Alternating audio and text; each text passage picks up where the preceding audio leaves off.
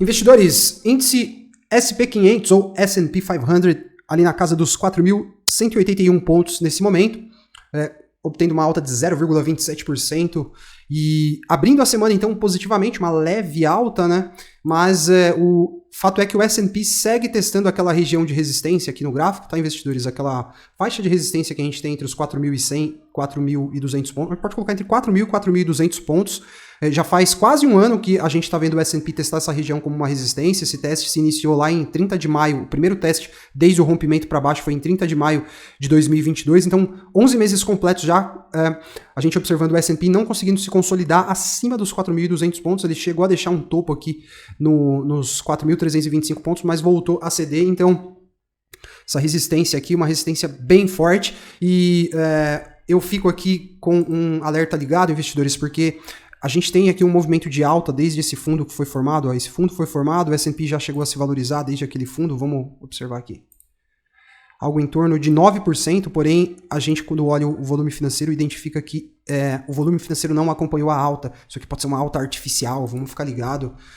Ainda que o S&P possa, de repente, vir testar esse topo dos 4.325 pontos ali, eu não me empolgo, tá? Eu digo mais, investidores, eu não vou me empolgar mesmo que ele faça o rompimento desse topo e vá lá testar o topo histórico, porque se ele romper esses 4.325, ele vai lá testar o topo histórico, só que ainda assim eu continuo com a minha barba de molho, porque a situação tá muito estranha e eu tô achando que isso aqui tá com cara de uma alta artificial que está rolando nessas últimas semanas e que pode ter continuidade e eu particularmente não quero cair nessa armadilha, porque esse otimismo fora de hora pode gerar pra gente um prejuízo que pode ser muito doloroso, então eu sigo esperto, tá? A gente tá aqui com o S&P nos 61 pontos nesse momento, em um território de ganância, aqui pelo indicador de medo e ganância do principal índice de ações da Bolsa Americana, então a gente fica com um alerta bem ligado, porque eu sigo ainda projetando a Bolsa Americana lá nos níveis pré-pandemia. A gente tem duas demarcações aqui. A primeira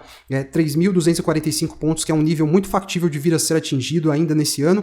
E também os 2.954 pontos, praticamente 3.000 pontos, que tem uma correlação com esses topos nessa região de resistência. Foi uma resistência no passado para o S&P. E que eu entendo que diante dos dados que a gente está esperando para ver na economia americana ainda nesse ano, com recessão de lucros, PL da Bolsa muito alto, em um momento em que a gente tem projeções negativas para o futuro da economia, eu ainda vejo a possibilidade dessa região aqui estar sendo testada, só que dessa vez como um suporte, certo? A gente vai ter nessa semana dados importantes que serão divulgados em relação à economia americana e a gente também fica ligado porque isso aqui com certeza vai mexer com os ânimos do mercado, né? Hoje a gente teve a divulgação do PMI industrial, veio acima do que era projetado. Amanhã, na terça-feira, a gente tem o relatório JOLTS, que também é um relatório de emprego bem importante e que vai mexer aí com o humor do mercado. E aí a quarta-feira, que é o dia mais importante da semana, a gente vai ter também alguns PMIs, né, que merecem aí um destaque, mas o grande momento da semana em termos de indicadores econômicos vai ser a divulgação da taxa-alvo do Fed Funds Rate, que vai ser então trazida ao mercado na quarta às 3 da tarde, e existe aí uma expectativa de que o Federal Reserve vai aumentar em 0,25 bips, né, a taxa básica de juros americana. E eu acredito que assim, o mercado já assimilou essa alta, vai ser muito difícil a gente ter alguma alteração, tá? Nessa próxima alta que a gente vai ter, a menos que aconteça algo muito drástico até quarta-feira, não sei, é pouco tempo, acho que talvez nem aconteça, mas o grande ponto está na coletiva de imprensa que vai acontecer meia hora depois da divulgação do dado, né, às 3h30 da tarde, o Jerome Powell vai falar, vamos ver qual que vai ser o discurso, se ele vai ter um discurso um pouco mais duro ainda em relação às pretensões deles para a taxa de juros americana no controle da inflação, ou se de repente ele chega com um discurso aí um pouco mais leve, que possa também animar os mercados. Então, quarta-feira, das 3 horas da tarde para frente, volatilidade aumentando e vamos ver o que os homens do poder lá da economia americana vão trazer de novidade pra gente. E aí, na quinta, pedido de seguro-desemprego, isso aí toda semana sai, vamos ver também como é que vai ser, né? Importante a gente ficar de olho também nos pedidos de seguro-desemprego, porque eu acredito que a gente vai ter uma elevação bem brusca aí nesse dado aí nos próximos meses, próximas semanas e tal. E aí, na sexta-feira, a gente também tem o payroll, que é o relatório de emprego do cidadão urbano americano, e que também mexe muito com o humor do mercado. Na sexta-feira, a gente tem, então, esse dado sendo divulgado na sexta-feira, certo? Fica ligado aí nessa agenda, dá um print, acompanha o mercado, porque nesses horários desses indicadores mais importantes, a gente vai ter volatilidade. Aí, bom, no dia de hoje, a gente está, então, abrindo a semana com uma leve alta, especialmente aí nas ações do setor bancário, né, que se animaram depois que o JP Morgan anunciou a compra de maioria substancial dos ativos do First Republic Bank, aquele banco que está falindo. Isso coloca panos quentes aí nesse temor de risco para o setor bancário americano. Contudo, o Bank of America vê fim do rally do S&P 500 com queda de lucros.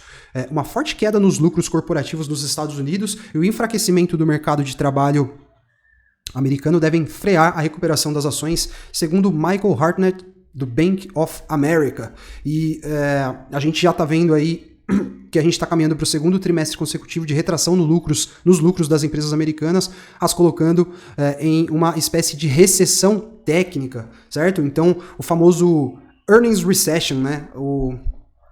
A recessão de lucros que já começou, e eu acho que diante dessas projeções nada otimistas que a gente tem para a economia americana ainda nesse ano, eu acho que qualquer alta que a gente tenha pode ser aí apenas uma armadilha do mercado, e não me anima. Eu acho que o otimismo fora de hora pode custar muito caro, então eu fico muito ligado não só aqui nos meus investimentos, nos ativos americanos, mas também nos ativos correlacionados, criptomoedas, até mesmo Ibovespa, Bolsa Brasileira. É bom ficar bastante ligado porque as projeções, pelo menos na minha leitura, elas não são as mais otimistas, e eu sigo então aguardando, tá, por ver, quem sabe ainda nesse ano, ainda em 2023, a Bolsa Americana lá nos níveis pré-pandemia. Não estou acreditando nessa alta, acredito que isso pode ser, então, uma alta artificial, só para capturar a liquidez no mercado, e aí sim a gente vê um movimento definitivo acontecendo, e defendo ainda a tese de que esse movimento vai ser para baixo, certo? Posso estar errado, isso não é uma recomendação de compra e venda,